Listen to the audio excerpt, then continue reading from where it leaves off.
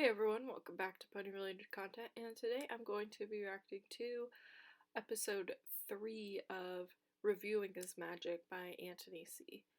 You might be wondering why I'm starting on episode 3, and the reason is because I've already seen the first two, and I stopped myself before I could watch more because it was so good and I knew I wanted to react to it. Anyways, let's get started.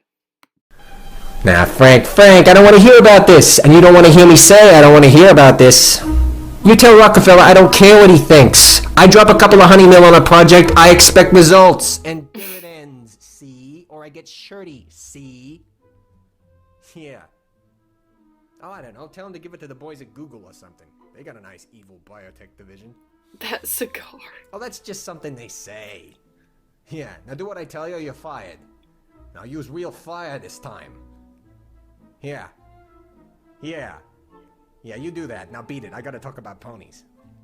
This is bizarre. Well, where were we?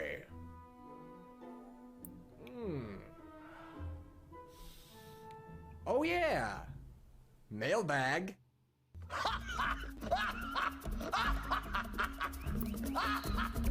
Okay. So we're doing comments or something? Feebly.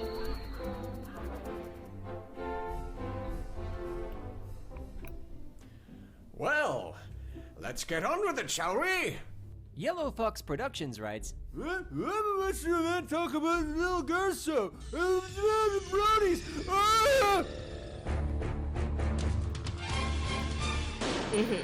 And I couldn't agree more. Damn bronies. Infinite Dessous writes, Mortgage. You what? Mortgage? Number 1, Applejack mortgages the farm.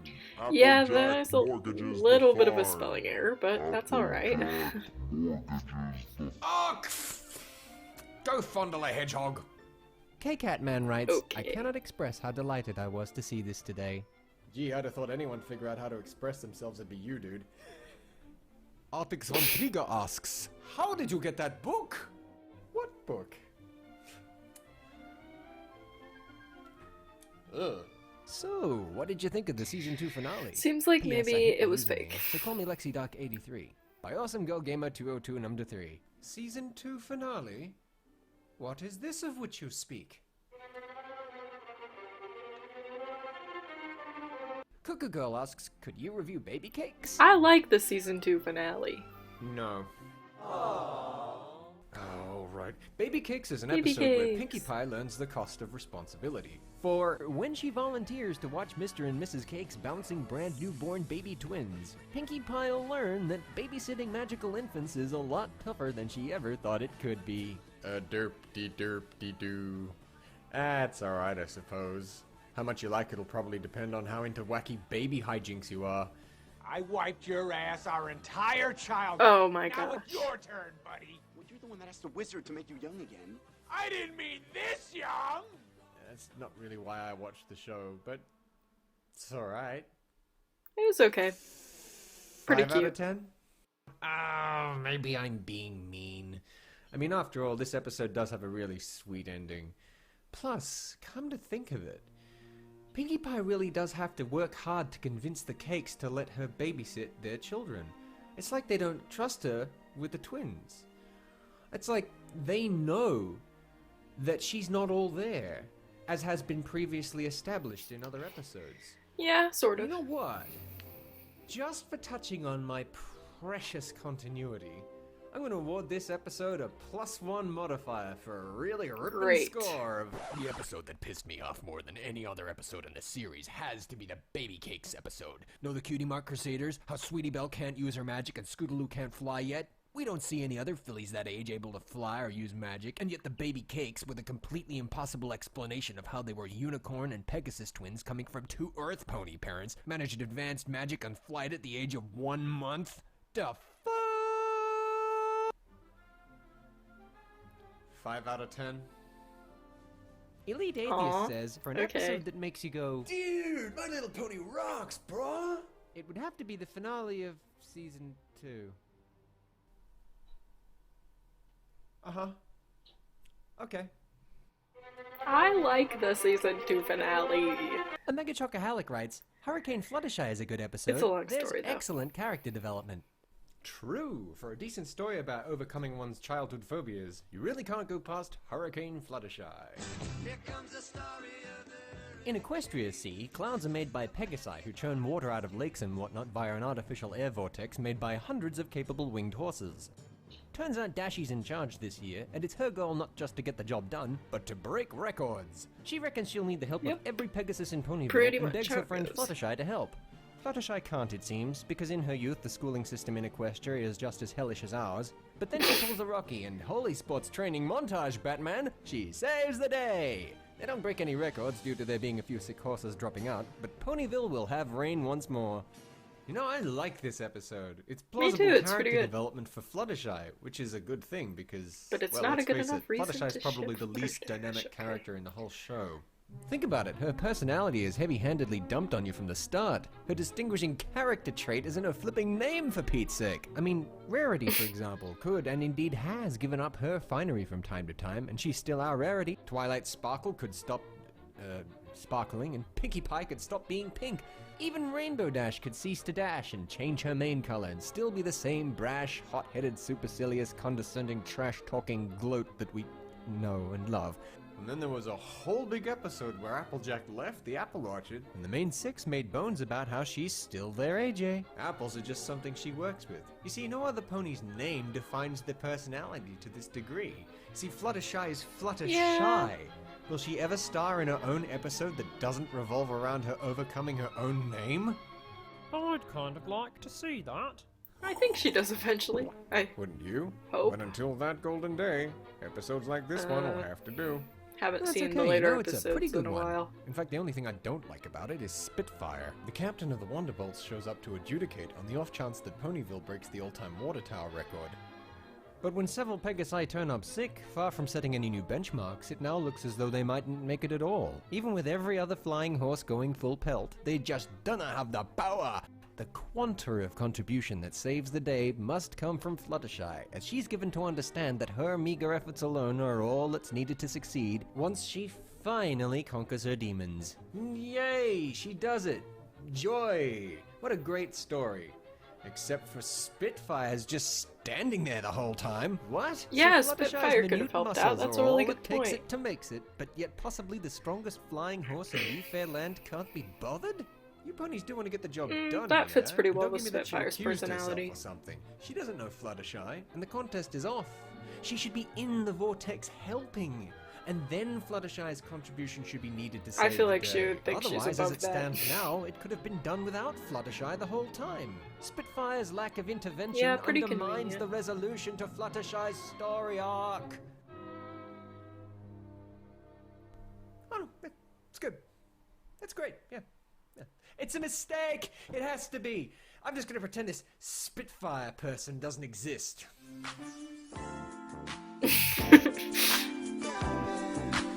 Oh no. I'll get back to you. Kagura Meerkat says, please do my favorite episode, Sweet and Elite. Oh, gee, thanks, Kagura. Your favorite episode, huh? No pressure, right? I'll think about it. And in answer to the question, just look to the Apple family. The were? If a pony's name is kind of like its cutie mark, then does that mean... Okay. The parents get to choose the cutie mark. Got it. But what are you trying to say here? That the Apple family all have Apple and Apple product-related names just because they happen to live on and be inspired by an apple orchard? And that precipitates the homologous development of so-themed cutie marks. That perhaps somehow the great miasma of job opportunity influences influence itself? Well, that makes a general kind of sense, I suppose. But it mostly just makes me curious as to what some ponies do for a living. I'm not sure I want to know what Snail's parents are into. It's one hell of an experience. You see, the system is real fragile at the moment. The monarchy is about to collapse since it has a princess to rule over it, not a king nor queen. And there are plenty of ponies that would love to change it into I think democracy. that's just how they However, do our it. good princess has many supporters. They use specially refined fairy dust to enable a parent to choose the cutie mark, it becoming similar to the name. Then they put some drugs in the drinking water to dull the senses. That's Thus a the name little becomes relative far-fetched. to what they see/do and such. And so no pony is born with a name like Rick Democracy, and the monarchy is preserved. Of course! You've rigged democracy. I'd kind of like to see that. Sweet! Now, I have received a lot of mail on this. Everything from the sublime and practical to the mystical and batty-botty bananas. And there's no consensus. But never fear, my dear bronies and affiliates. I'm here to help.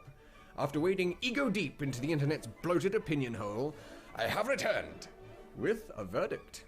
The best possible explanations can be boiled down to two. One, the official statement from Hasbro. We Okay. at Hasbro Good very choice much of wish to finger. thank all our fans for their overwhelming interest and ongoing support for our shows. In answer to the question, we don't know.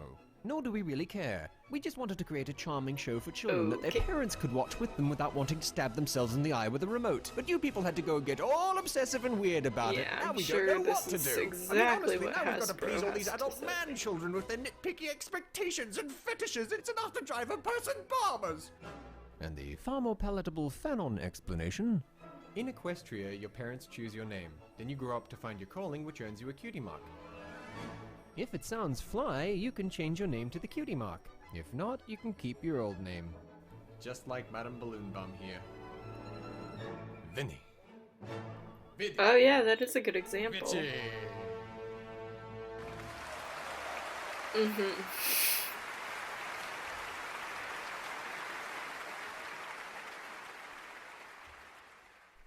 Where was I? Oh yeah, Anthony, you know what I'm gonna say, right? A Canterlot Wedding! Review it! I should probably give you a bad episode too. Any of the CMC episodes? By Demon Pig Alright, we got a Reviews. CMC hater. Let me get this straight. You want me to review a Canterlot Wedding and a bad episode? Right. Okay, no need to hate. Oh, old Scotchy writes, Yes, can I help you? I need a lock of your hair. Shadowbow464 writes, I'm a bit unsure of the quality of the season finale. Really, do tell. Psycho Bunny says, awesome TMNT poster in the background. Thanks. Yep. Michael Bay! The knave from the grave, the goon from the tomb, the TMNT is dagger of pretty cool. stagger, the rotting zombie! Asks, so is it worthwhile to watch this series? What, a show about an obsessive-compulsive bookworm and her eccentric friends living in a beautiful Tolkien-esque uber-religious femtocracy? What the, says a guy commenting. I looked up femtocracy on the dictionary website and there are no results. Is that an actual word? No. Otherwise, I'd have to guess. Is it a form of government where a female acts as an absolute monarchy over the whole country and rules over it? Yep. Lazy to Threevil asks, how is it religious? Good question. Look closely and you'll easily spot a few subtle overtones to faith-based themes throughout the series. Dear Princess Celestia, I am happy to report that I now realize there are wonderful things in this world you just can't explain, but that doesn't necessarily make them any less true. Okay, well that Just episode, means you have everyone to choose to believe says in them. that And sometimes it's about it takes religion. a friend to show you the way. Subtle. That But the one heart of all things episode. truly religious in Equestria beats proudly within the ruler of heaven, or the monarch celestial. Princess Celestia is god of ponies. I mean, think about it. She's the immortal, Well, wise, ancient, yet yeah. ever young, merciful, and glorious creator of powers who sets the sun and the moon in the sky. Add to that Okay, every but time you it's hear Pony someone World, substitute so- her name for the word god in common parlance. Wait for me!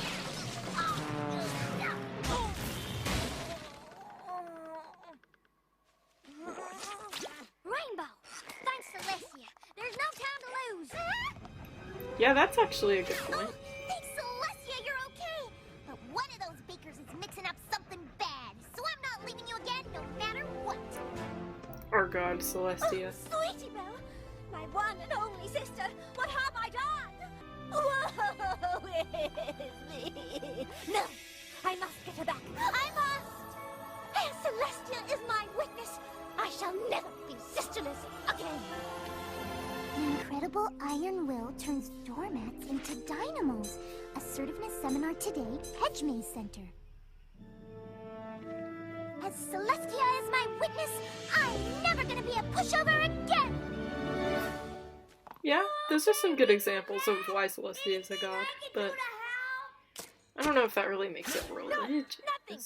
In the name of Celestia, just sit there and do nothing. In fact, I think Twilight's the only one who hasn't blasphemed her name yet, which makes sense. No reason to disrespect Princess Celestia that way. What with her proclivity for great power and loyalty to the Don't princess, take she's Celestia's definitely the name in Saint vain. Michael of the group. Hey, I'm not digging this out of my ear, you know. I did do some research. Shoddy, spurious research maybe, but still. I do get how some people aren't in love with this perspective and prefer to think of Celestia as something else, like a powerful wizard of the Dumbledore variety. Or I heard one really good argument wherein she's like a lesser god of a Greek pantheon. Which makes sense considering her kingdom's full of Pegasi, and, you know, that. Yeah, Cerberus. But I suppose I prefer a monotheistic bent because, well, I guess I'm biased. But you see, this is precisely why an executive god like this is more interesting to me than any other god in either fact or fiction. Why? Because when you write a character with cosmic authority, not only everything they do, but also everything they allow to happen becomes immediately circumspect. Dude, what? When you put God in your story, it's all her way or the highway, eh? And how do you write that without it hurting the believability of the drama? Haha. Tricky, tricky. Sort of like how the best Q episodes of Star Trek are always the ones where he's in complete control. Can't say I've ever Sitting seen there Star like the Trek. king of the universe. And all of the sad mewlings of the pathetic mortals beneath him make him go like, Oh, please. like a total boss. He became indirectly responsible for getting people killed. And yet Q isn't a total antagonist. In fact, it's later revealed that Q is actually a champion of humanity, who actually ends up helping save the Federation from itself, and even ends up shepherding Picard to a higher state of maturity. So, how do they juggle these two totally conflicting character traits? Ingenious writing. On the flip side, all the episodes where Q doesn't rule out loud are the ones we all like to kind of forget about.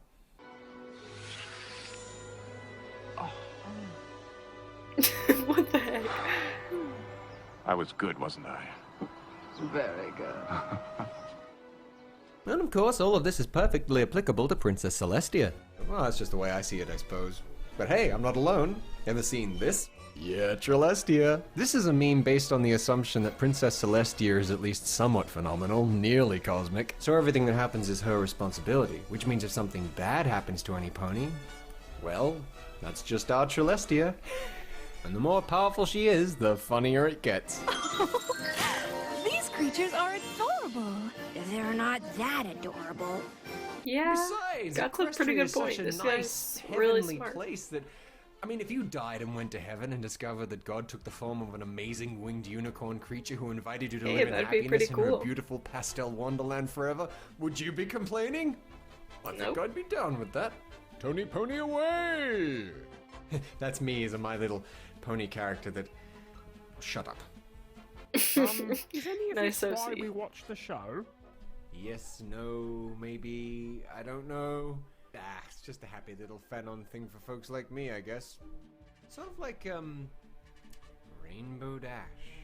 Now, when you first saw or heard of Rainbow Dash, what were your thoughts? What, the sporty tomboy with the Freedom Rainbow mullet? I know what I thought. Well, my first Well, what were we thoughts was supposed that to assume?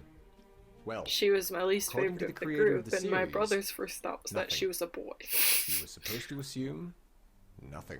In fact, Lauren Faust would go on to say that she thinks it's extremely unfair that people automatically assume Rainbow Dash is gay based solely on the way she looks.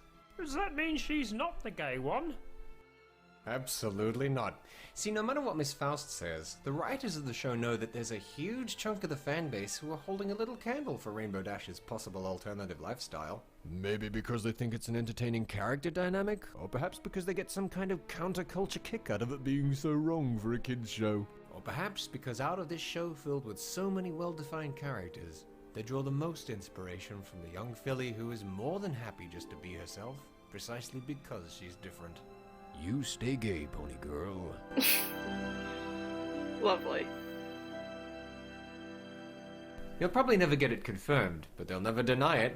I mean, can you imagine? The day Rainbow Dash comes home with a boyfriend is the day half the Brony Hood packs up and shuffles home in disgust. I mean, They kind of went there in the finale. Right? Well, something similar exists for Princess Celestia's divinity. In fact, there's more evidence of the princess's godhood than there is anything on Rainbow Dash's sexuality. And it's a good thing, because here in this heavenly wonderland where these angelic beauties live and learn, God herself walks among them, showering upon them grace, wisdom, and plenty, and loving them all equally, including her most trusted main six, one of whom is Rainbow Dash. The gay one. God loves the gay one. Damn. Gets you from the left, gets you from the right, carefully gathers up everything you thought you knew about the world and smothers it in love. Damn. But that's just my opinion. And you know what? I'm cool with it if it's never confirmed. But just like Rainbow Dash, just as long as they don't do anything to break it by somehow denying that Princess Celestia is... Okay. First of all, stop hating on the season finale. Second of all, it's because she was powered up on everyone else's. Like, to me it just means that Chrysalis plus Cadence plus Love is more powerful than Celestia.